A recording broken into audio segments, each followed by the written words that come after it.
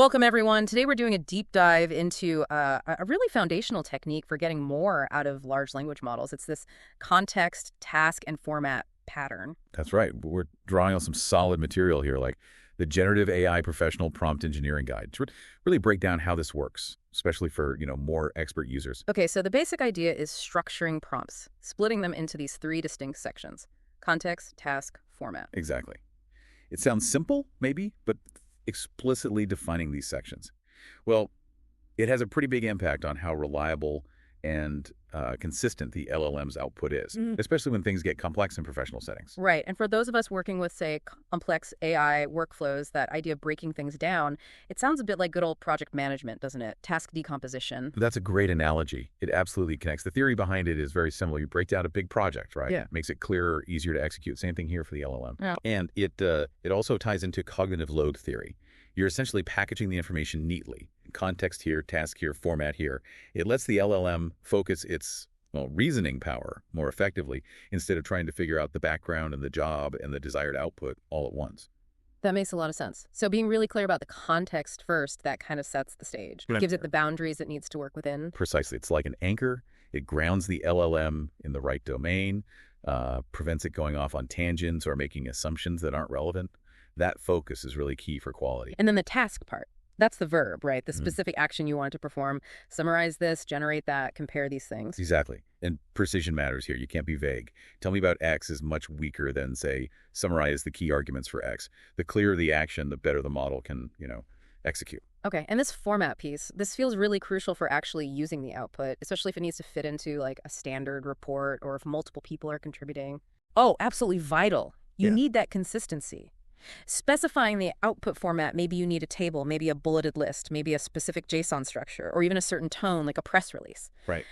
Being explicit about that ensures the output is immediately usable. Think about a team project, everyone generating parts of a document. If you mandate the format, it all fits together smoothly. Less editing needed later. Yeah, that saves a ton of time. The guide had some good examples. Could you maybe walk through one that really highlights this structure? Sure. Take the data structures comparison example. The context is set as an undergraduate data structures course. Very specific. Okay. The task is to summarize hash tables versus binary search trees. Clear action.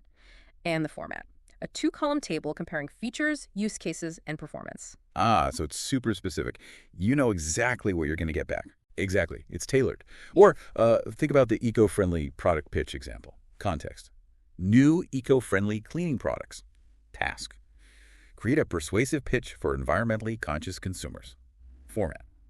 Short paragraph, followed by 3 core benefits.